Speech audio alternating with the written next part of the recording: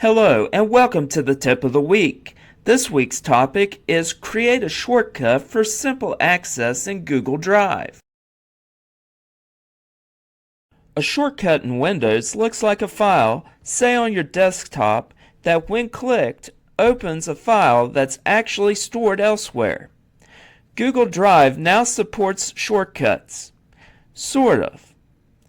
If you have an item and want to store it in more than one drive folder, then you're creating a shortcut so there is no duplication.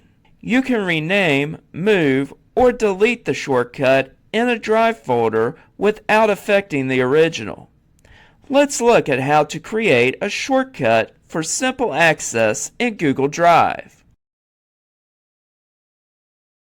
Open Google Chrome and go to Google Drive. Right-click the file or folder that you want to create the shortcut from. Hover over Organize and click Add Shortcut. Select all locations at the top, then click My Drive and click Add. Do you have questions about using Google Workspace? There are several resources available. The links and contact information are listed here.